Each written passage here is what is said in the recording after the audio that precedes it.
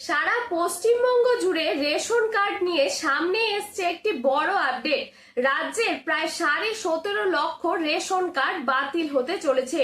তবে কাদের কাদের ration card বাতিল করা হবে, কেন এই সিদ্ধান্ত নেওয়া হয়েছে এবং আপনার যদি রেশন কার্ড থাকে তাহলে এখন থেকে কোন বিষয়গুলি আপনাকে খেয়াল রাখতে হবে, সবকিছু আজকের এই ভিডিওতে বিস্তারিতভাবে আলোচনা করব। তাই ভিডিওটি শেষ পর্যন্ত অবশ্যই দেখবেন।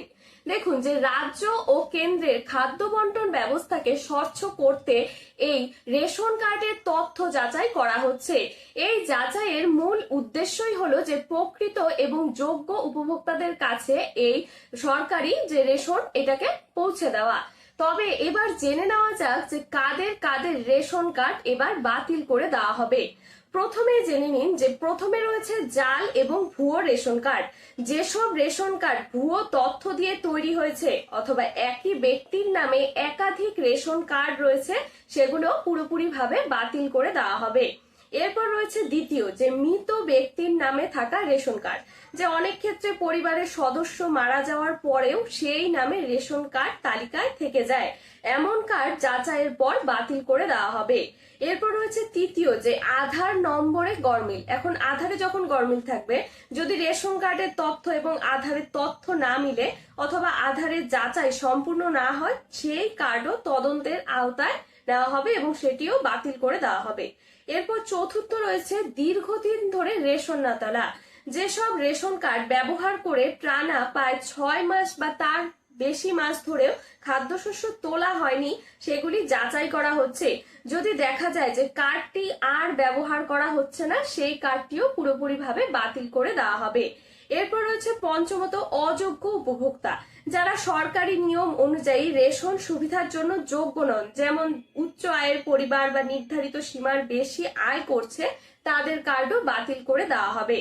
এরপর রয়েছে যে আয়কর দাতা বা সরকারি চাকরিজীবী। এখন যে ব্যক্তি আয়কর দেন বা কেন্দ্রীয় বা সরকার চাকরিজীবী, কিছু ক্ষেত্রে সরকারি পেনশনভোগী বা অন্যান্য নির্দিষ্ট সুবিধাভোগী, তাদের যোগ্যতার নিয়ম অনুযায়ী যাচাই করা হচ্ছে এবং যোগ্য না হলে তাদের রেশন কার্ডও বাতিল করে দেওয়া হচ্ছে। সপ্তমত রয়েছে যে বাণিজ্যিক যানবাহনের মালিক, যাদের নামে বাণিজ্যিক গাড়ি বা নির্দিষ্ট ধরনের সম্পদের তথ্য রয়েছে, তাদের ক্ষেত্রেও সরকারি নিয়ম অনুযায়ী যোগ্যতা পরীক্ষা করা হচ্ছে। তবে এবার আসি যে ভোটার তালিকা বা এসআইআর এর বিষয়ে কি বলেছে, যে যাদের নাম ভোটার তালিকা থেকে মৃত, স্থানান্তরিত বা অন্য কোনো কারণে বাদ গেছে, তাদের রেশন কার্ডও যাচাইয়ের আওতায় আসতে পারে। তবে শুধু ভোটার তালিকা থেকে নাম বাদ গেলেই যে রেশন কার্ড সক্রিয়ভাবে বাতিল হয়ে যাবে, এমন কোনো সাধারণ নিয়ম নেই। এরকম কোনো নিয়ম এখনো দেয়নি। সংশ্লিষ্ট দপ্তর যাচাইয়ের ভিত্তিতেই এই সিদ্ধান্ত নেবেন। তবে যাদের রেশন কার্ড যাদের নাম ভোটার তালিকা থেকে বাদ যাওয়ার কারণে রেশন কার্ড বাতিলের সম্ভাবনা রয়েছে, তারা যদি সংশ্লিষ্ট ট্রাইব্যুনালে আপিল বা সিএএ আবেদনের নথি জমা দিয়ে আপিল নিষ্পত্তি না হওয়া পর্যন্ত তাদের কার্ডও সক্রিয় থাকবে।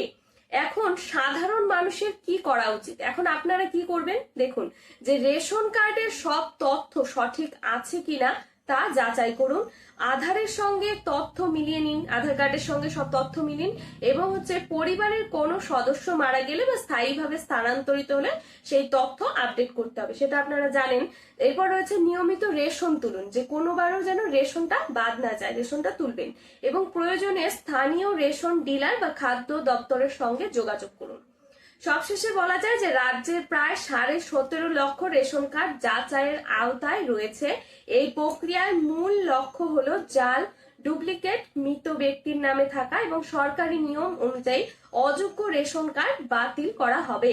অযোগ্য রেশন কার্ড থাকলে তাদেরকে তো বাতিল করবে, তাই অযথা আতঙ্কিত না হয়ে নিজের নথি এবং তথ্য সঠিক রাখুন এবং সরকারি নির্দেশনা অনুসরণ করুন।